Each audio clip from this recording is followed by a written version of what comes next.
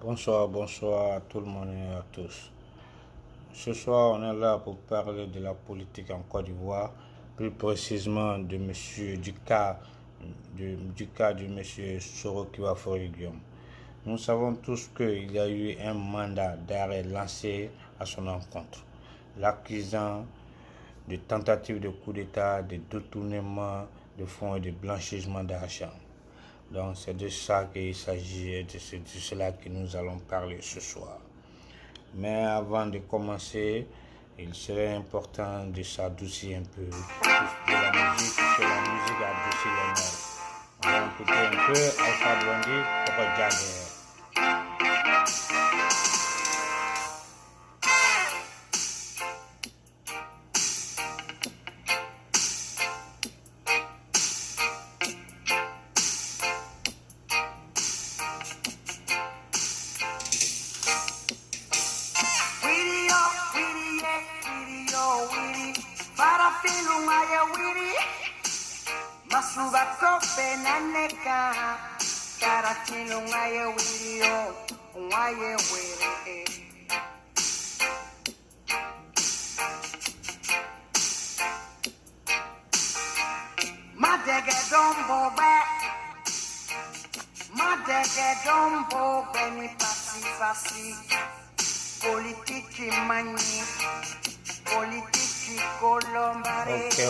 Ok. Merci Alpha Blondy, merci. Donc on a un peu écouté Jagger Alpha Blondy, c'est de la belle musique puisque nous parlons de la politique, c'était une introduction, puisque nous savons tous que la musique adoucit les nerfs. C'était l'introduction. Donc aujourd'hui on parle de la politique en Côte d'Ivoire, de l'accusation portée contre M. Sorokiwa Guillaume, l'ex-président de l'Assemblée nationale, l'ex-premier ministre de la Côte d'Ivoire. Aujourd'hui, nous savons que la Côte d'Ivoire est un grand pays qui a été dirigé par un grand homme, le président Félix Houphouët-Boigny, que nous savons tous, un homme de paix et de sagesse. Et qu'après sa mort, on voit que le pays a connu beaucoup de difficultés, des coups d'État, la rébellion, des mouvements, des tentatives de déstabilisation, la rébellion. Le pays a connu tout ça. Le pays a traversé beaucoup de difficultés. Mais on voit qu'aujourd'hui, avec l'arrivée du président Alassane Dramane Ouattara à la tête de ce pays, notre chère Côte d'Ivoire, qu'il y a beaucoup plus de stabilité, de sérénité. Et c'est ce que nous voulons et c'est ce que nous souhaitons. Mais toujours, il y a des personnes qui veulent toujours déstabiliser ce pays, ce régime. Et ce que nous dénonçons, nous ne voulons plus de coups d'État, nous ne voulons plus des troubles, nous ne voulons plus des manifestations. Nous voulons un pays calme, stable, pour que le pays avance, se dirige vers l'émergence. C'est de cela que nous voulons et que nous souhaitons. Okay. Mais on voit que M. Soro Guillaume, que peut-être que moi je peux l'appeler un chef rebelle qui se veut roi. Et ce chef rebelle qui se veut roi, qui était considéré comme l'un des fils du président Alassane Dramane Ouattara, veut aujourd'hui renverser le vrai roi. Le vrai roi, c'est qui? C'est le président Alassane Dramane Ouattara. Et que M. Soro Guillaume, un chef rebelle qui se veut roi, veut renverser le vrai roi. Ça ne sera pas facile. Quand on connaît le président Alassane Dramane Ouattara, quand on connaît sa sagesse, sa tranquillité, sa force de frappe, sa connaissance, son bagage intellectuel, sa vision, c'est un homme mûr. Donc il sera très très difficile pour M. Soro Guillaume de le renverser, surtout par la force. Je ne pense pas que cela va marcher. Cela est impossible, M. Sorokiwa Guillaume. Alors, un chef qui se veut roi veut détrôner le vrai roi. Là, il y a problème. Mais, comme M. Soro Guillaume, un mandat d'arrêt a été lancé à son encontre. Et il a été dit dans ce mandat que M. Soro Guillaume voulait faire un coup d'État le 24 décembre. Donc il est accusé de tentative de coup d'État, de blanchiment d'argent, de détournement des fonds publics. Et que pour cela, l'affaire de ce mandat d'arrêt lancé à l'encontre de M. Soro Guillaume fait tabou partout dans le monde entier, sur les réseaux sociaux, partout. Et que les gens disent que l'avion de Soro a été interdit d'atterrir sur le territoire ivoirien, plus précisément à l'aéroport international Félix Houphouët-Boigny, ce qui n'est pas vrai. L'avion n'a jamais été interdit d'atterrir en Côte d'Ivoire.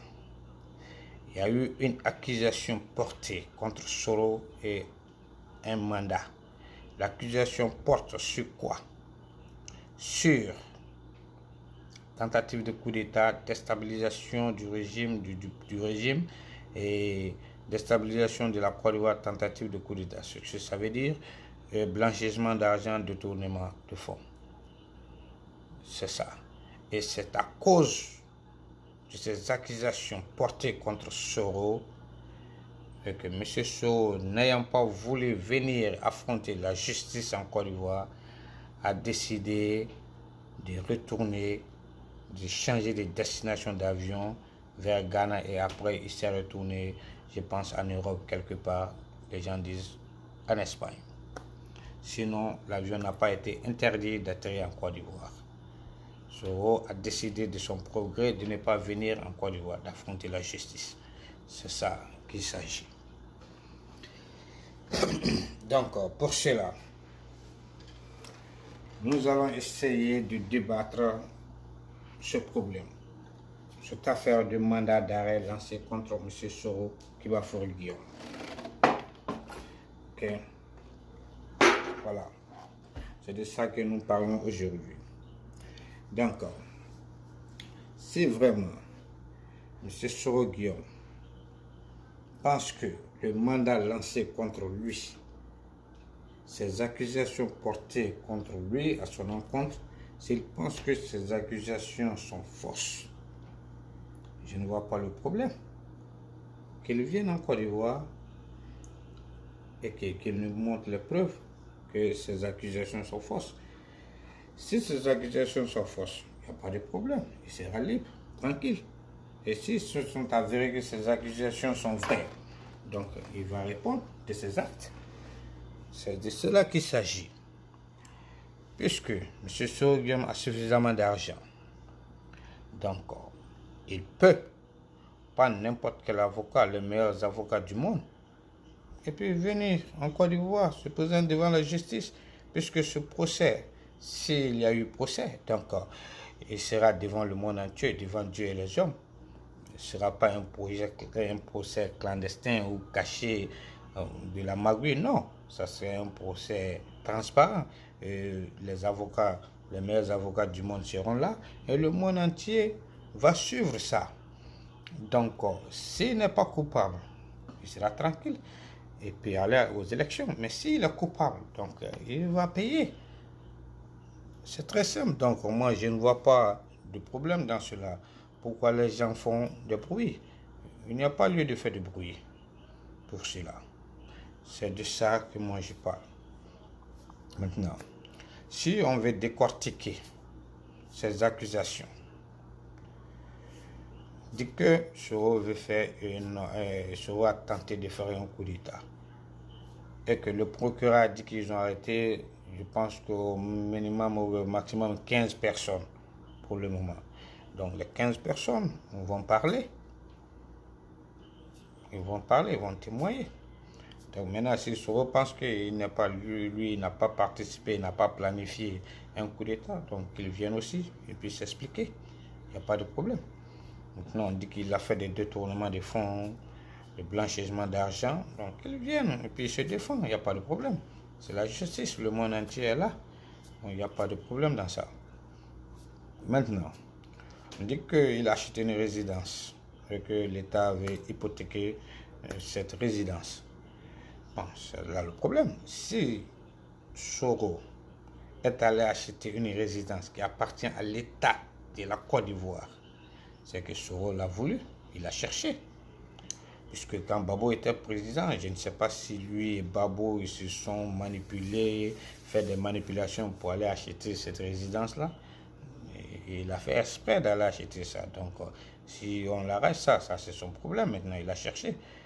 Puisque une résidence qui coûte à 1,5 milliard, à peu près 2 milliards, comment toi, un Soro, un simple étudiant, de l'étudiant, je deviens Premier ministre, président de l'Assemblée, Premier ministre de Babo, et tu achètes une maison à peu près à coût de 2 milliards.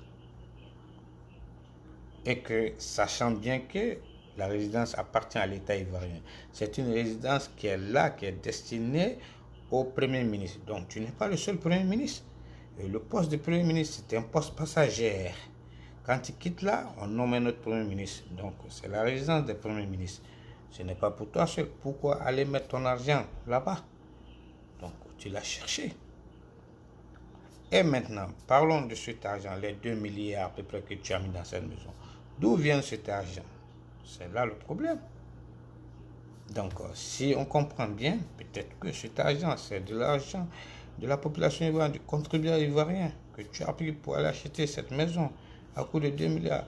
Si réfléchissons, dans quel pays développé, chez les Blancs, vous allez voir un chef rebelle ou bien un ancien Premier ministre qui va aller mettre 2 milliards dans une maison dans son propre pays?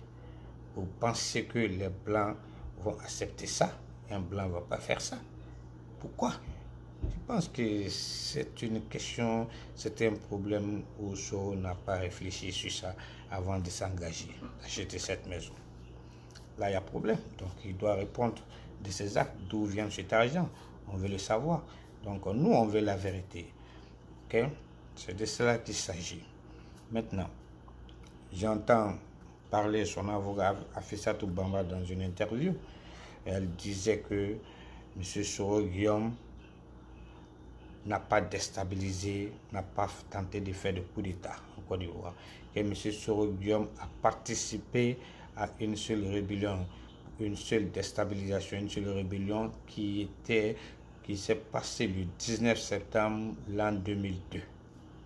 Et que ça c'était pour le compte, pour aider le président Alassane Dramane Ouattara, qui a poussé M. Soro Guillaume, qui les soutenait dans ça. C'est ce que son avocat a dit. Mais Afissatou Bamba, ce temps-là est passé. Il ne faut pas jouer avec la mémoire, l'intelligence des Ivoiriens. Non, on n'a plus ce temps. Le temps de la jouerie, des plaisanteries, ça s'est passé.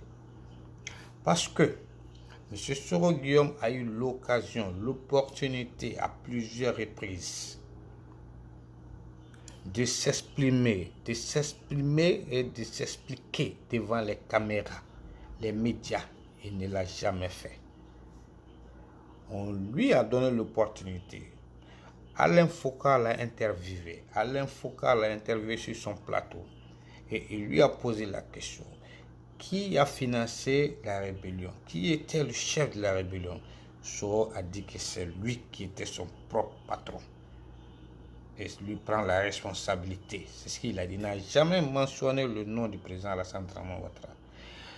Et on l'a interviewé sur les plateaux des chaînes françaises. On l'a vu. On l'a toujours posé cette même question. Il a eu l'opportunité encore à plusieurs reprises de dire qui était le chef de la rébellion, qui était leur mentor, qui les soutenait, qui les finançait. Il a toujours dit que c'était lui son chef. Il n'a jamais mentionné le président Alassane Dramane Ouattara.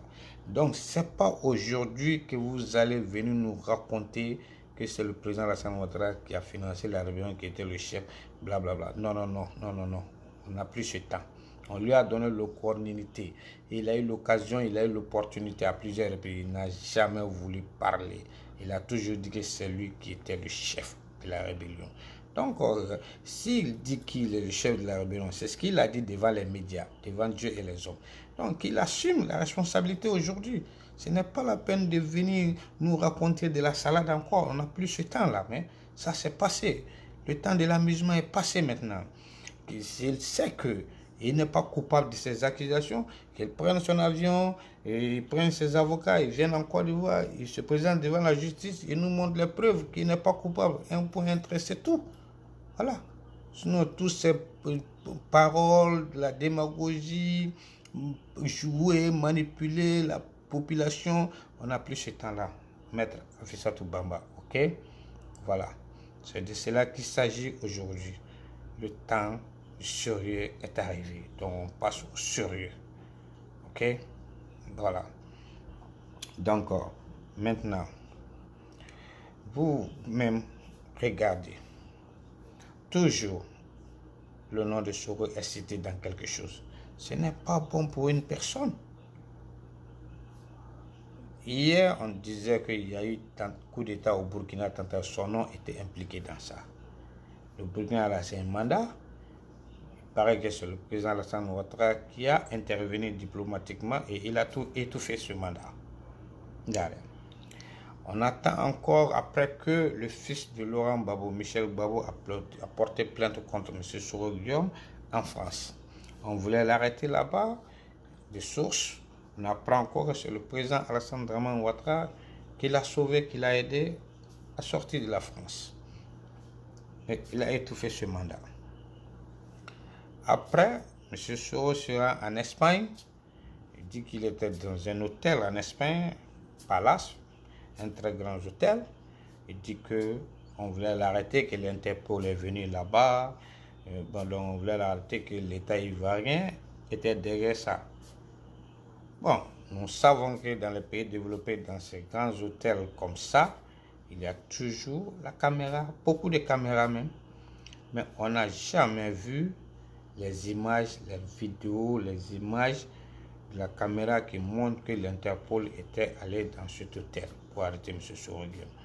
On n'a pas vu d'image, on n'a pas vu d'informations de communiqué de la part de l'hôtel, on n'a pas reçu d'informations de communiqué de la part de l'Interpol même, et on n'a pas vu d'intervention, d'informations, de communiqué de la part du gouvernement ivoirien. Donc, on peut même laisser le côté ivoirien, le gouvernement ivoirien, mais l'hôtel n'a pas donné de communiqué, d'informations, l'hôtel n'a pas produit de vidéos pour nous montrer cela. On n'a pas vu. L'Interpol aussi n'a pas fait de communiqué et l'Interpol n'a rien dit sur cela aussi. Donc, voilà, c'est Soro seul qui était le témoin et c'est lui seul qui était la victime et il était le seul témoin. C'est ce qu'on comprend. Et après ça, Soro dit que son avion devait atterrir en Côte d'Ivoire, qu'on l'a interdit d'atterrir en Côte d'Ivoire. C'est ce qu'il a dit. Donc tout le monde connaît ça aussi. Donc toujours son nom est dans quelque chose, toujours il y a un problème, c'est Soro. Donc comme ça, est-ce que ça c'est bon pour une personne? Même si tu es une personne bien, tu es une personne qui fait de bonnes choses, mais quand toujours ton nom est cité dans des problèmes comme ça, les gens diront que c'est toi le problème. C'est ça le problème. Donc, tu vois. Et que si tu dis que l'Interpol voulait t'arrêter, l'État ivoirien, bon, c'est ça. Peut-être ce que tu as dit maintenant, si c'est vrai, on ne sait pas. Mais si c'est du mensonge, ça veut dire que ce mensonge s'est retourné contre toi maintenant, aujourd'hui. C'est ça le problème. Le jeu, souvent, tourne mal. C'est ça. C'est comme ça que je comprends. Donc, quand on est politicien, il faut être honnête, il faut être sincère. Il faut dire la vérité à la population. C'est ce qui est bien. Voilà. Maintenant.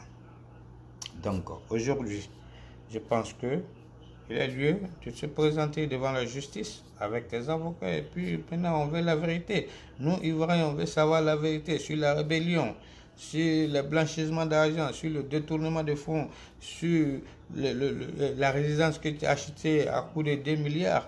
On veut savoir la vérité. On veut connaître tout. C'est ça le problème aujourd'hui. C'est de ça qu'il s'agit, M. Soro. Voilà. Donc, sur ce, il est très important, très important, que M. Soro a de l'argent, qu'il peut se prendre des avocats, les meilleurs avocats du monde pour aller se défendre, il n'y a pas de problème. Et que aujourd'hui, si je vois l'acte de M. Soro, moi je suis indigné, ça me fait mal au cœur.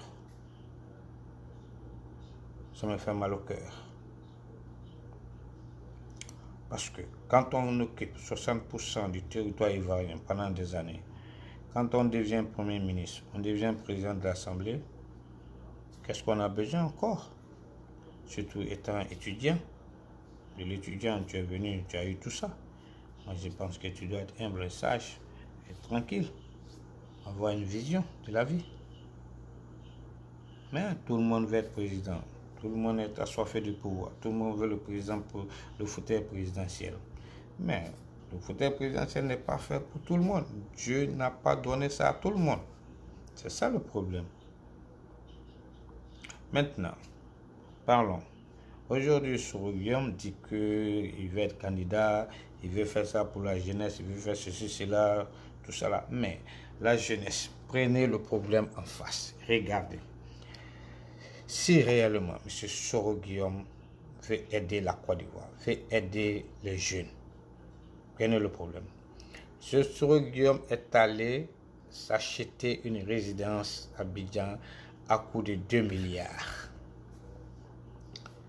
Pensez-vous, ne pensez-vous pas que ces 2 milliards pouvaient créer des emplois pour la jeunesse ivoirienne? S'il ne veut pas faire pour toute la jeunesse ivoirienne, il pouvait faire ça au nord, puisqu'il parle du nord, il dit qu'il est nordiste, il veut aider les jeunes du nord, il veut développer le nord. Il pouvait prendre ces 2 milliards, aller construire des usines là-bas ou bien créer des emplois là-bas. Ou bien dans sa ville natale même à Ferkessédougou, construire une usine là-bas, aider la population, la jeunesse de Ferkessédougou. A-t-il fait ça? Non. Il a préféré prendre ces 2 milliards, aller mettre dans une résidence pour lui-même. Il peut dormir bien. On dit que Soro a une résidence qui coûte à 2 milliards. C'est ce qu'il voulait. Mais il n'a pas construit d'usine. Il n'a pas créé d'emploi pour la jeunesse de Ferkessédougou. Même pas le nord pour Ferkessédougou. Il ne l'a pas fait. Ces 2 milliards pouvaient faire quelque chose là, puisque la jeunesse de Ferkessédougou, la jeunesse ivoirienne a besoin d'emploi. Il y a beaucoup de pauvres en Côte d'Ivoire plus que de riches. Les pauvres sont nombreux, plus que les riches en Côte d'Ivoire. Et la jeunesse, la population ivoirienne est une population jeune. Et la jeunesse a besoin d'emploi. Il y a beaucoup de jeunes qui chôment. Donc ces 2 milliards pouvaient créer des usines, créer des emplois pour la jeunesse. Il ne l'a pas fait, il allait s'acheter une résidence à 2 milliards. Donc vous-même, la jeunesse, prenez, regardez ce cas. Et maintenant, il venait en Côte d'Ivoire, puisqu'on a lancé un mandat, mais quand il venait, il a loué un avion, un jet privé. Il a loué ça à coût de 100 millions de francs CFA. Pourquoi louer un avion à 100 millions? Tu peux prendre n'importe quel avion, Air France, tu peux prendre ça. Première classe. Ça, c'est pour les hommes d'affaires, les grands hommes. Il n'a pas fait. Il va louer un avion privé à 100 millions. Mais ces 100 millions-là pouvaient construire des usines, créer des emplois pour la jeunesse encore en Côte d'Ivoire. Il ne l'a pas fait. Il est en train de dilapider l'argent du contribuable ivoirien. Donc, vous pensez que cet homme veut vraiment aider la jeunesse ivoirienne? Bon, moi, en regardant ces 2 actes-là, moi, je pense que non, il n'est pas l'homme de la jeunesse. Il n'est pas l'homme qui peut aider la jeunesse. C'est quelqu'un qui aime le luxe. C'est quelqu'un qui aime le confort. C'est quelqu'un qui aime la belle vie. C'est ce que je vois. Donc, moi, je ne pense pas que la jeunesse doit suivre ce gars. Non. Prenez vous-même, mettez en face et regardez la situation. Vous allez me dire si j'ai raison ou bien si j'ai tort. Ok? Voilà. C'est de cela qu'il s'agit. Maintenant, si vraiment Soro pense qu'il n'est pas coupable, il est propre, sain, bon, qu'il vienne. Il a suffisamment d'argent. Il peut prendre les meilleurs avocats du monde. et puis se représenter, et puis on verra. S'il n'est pas coupable, il est tranquille. S'il est coupable, il va aller en prison, c'est tout. Il n'y a pas question de faire de bruit. C'est très simple. Les gens doivent respecter la justice. Ok? Voilà, c'est ça le problème. Bon, maintenant, vous-même, regardez. Moi, je sais quand même que je ne veux plus de trous, je ne veux plus de coups d'État, je veux que le pays soit tranquille, stable. C'est ce que nous voulons. Bon. Moi, je pense que moi, j'ai été en vacances en Côte d'Ivoire le mois passé. J'ai vu Abidjan, j'ai vu Yamoussoukro, j'ai vu Bouaké. Je suis allé jusqu'au nord, jusqu'à la frontière, à Pogo. Le goudron, c'est parfait. Le transport est parfait. Les cars se doublent comme ça. Fion, fion, fion. C'est bon. J'étais à Abidjan, j'ai vu le péage qu'il a construit, comme nous on appelle ici tôle. Ce péage-là, on dirait que j'étais à New Jersey. Je me croyais à New Jersey. Mais c'est impeccable. Le monsieur est en train de faire du bon travail. Bon, donc, moi je pense que le pays avance. Donc, c'est très bien. Quand il y a la stabilité, c'est bon. Maintenant. Et je pense que le président Ouattara est en train de faire du bon travail. Et que, monsieur le président, vous êtes un champion. Parce que c'est quelqu'un qui ne parle pas trop. Il ne parle pas trop, il travaille. Il est efficace, il fait des actions et les preuves sont là. Donc, c'est un bosseur. Donc, champion, monsieur le président. Et je félicite toute ton équipe, ton gouvernement. Chapeau à ton gouvernement aussi. Parce que vous, c'est comme ça qu'il faut diriger un pays. Vous êtes un homme, vous êtes un président. Vous protégez l'intégrité territoriale de la Côte d'Ivoire. C'est ce que nous voulons. C'est pourquoi on vous a élu. Vous protégez la vie des citoyens ivoiriens. C'est pourquoi on vous a élu aussi, monsieur le président. Donc, c'est ça qui est bien. Donc, il n'y a pas question de laisser les gens faire ce qu'ils veulent en Côte d'Ivoire. Il n'y a pas question de laisser les gens s'aimer de la trouble, la déstabilisation, des coups d'État. Non. Quiconque essaie de faire un coup d'État, de semer de la trouble, mais ils vont vous trouver sur votre chemin. Et qu'ils doivent être matés, très sévèrement. C'est ce que nous voulons. Nous ne voulons plus de la zizanie, nous ne voulons plus des trous, nous voulons un pays calme, stable pour que nos pays avancent et se développent. C'est ce que nous voulons. Et maintenant, j'ai un message à lancer à la population ivoirienne, surtout à la jeunesse et aux femmes, les mamans. Je demande à toutes les mamans de ne jamais et de ne pas laisser vos enfants sortir, aller marcher, faire des grèves. C'est pas bon. Parce que vous allez laisser vos enfants sortir, suivre ces politiciens, ces opposants, et vont entraîner vos enfants à l'abattoir. Parce qu'en organisant des marches, si vos enfants partent, il y aura des bandits, des voleurs, des semeurs de troubles qui vont s'infiltrer, ils vont semer de la zizanie. Et les forces de l'ordre, ils vont affronter les forces de l'ordre. On va tirer sur eux. Donc, s'ils meurent, ils sont morts cadeau, pour zéro. Donc, dites à vos enfants de rester à la maison. Ne suivez pas ces politiciens. Parce que ces politiciens ont leurs enfants dans les pays développés, dans les pays européens. En France, en Espagne, en Allemagne, en Italie ou aux États-Unis, quelque part. Ils ont leurs enfants là-bas. Et quand ils font sortir vos enfants, leurs enfants ne sont pas là. Donc dites-les de faire, dites à ces politiciens, à ces opposants de faire venir leurs enfants et que leurs enfants marchent avec vos enfants aussi pour affronter les forces de l'ordre. Et que ces mêmes politiciens aussi doivent être devant pour affronter les forces de l'ordre dans les marches. Et vous allez voir s'ils vont le faire. Parce que vos enfants sortent, ils sèment de la trouble. Si on les tue ou bien on ferme les écoles, ils ne vont pas étudier. Et ces politiciens, ces opposants ont leurs enfants dans les pays étrangers et les enfants vont étudier là-bas, les enfants vont venir et vous gouvernez encore et gouvernez vos enfants et gouvernez vous-même encore. Donc, parlez à vos enfants, ne sortez pas pour aller faire des marches inutiles, pour se faire tuer inutilement. C'est ce que je voulais dire aux mamans et aux femmes de la Côte d'Ivoire. À bon entendeur, salut. C'est de cela que je voulais parler. Donc, sur ce, je pense que on s'est bien compris. Nous voulons de la justice, et nous voulons une bonne justice, parce que le fait de sortir faire des marches, c'est pas la solution. On a vu aux États-Unis, ils ont arrêté R. Kelly. C'est un grand chanteur, il est populaire.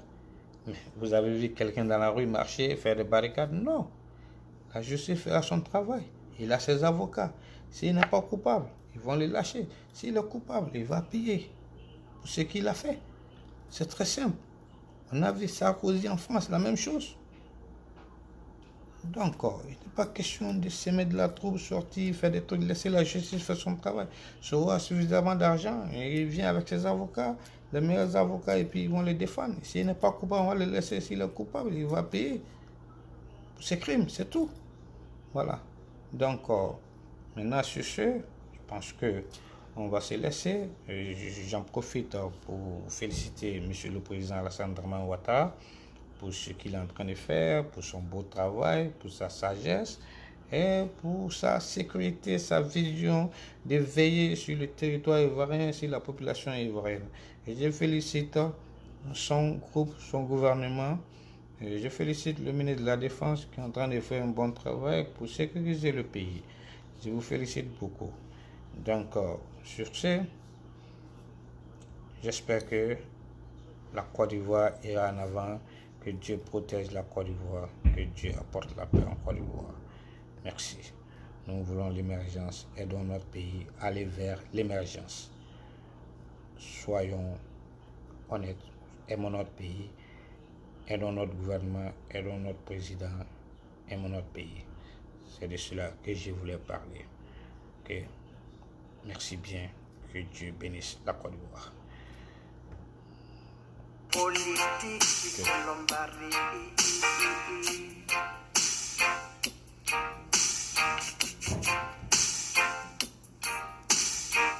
Sentala Mborobola. Nette politique. Nette politique. Politique mani. Politique Colombari. Donc, sur ce, on va se quitter. Merci Alpha Blondy, merci pour Seydou. Parce que c'est ce que nous voulons. Nous voulons de la vraie gouvernance. Le temps de l'impunité, le temps de l'amusement est passé. Maintenant, on est là pour faire du sérieux. Et c'est le gouvernement, c'est un gouvernement qui est en train de faire du sérieux. Donc on va les soutenir. Continuez le travail, nous sommes derrière vous. Merci bien. Merci le président Alassane Dramane Ouattara.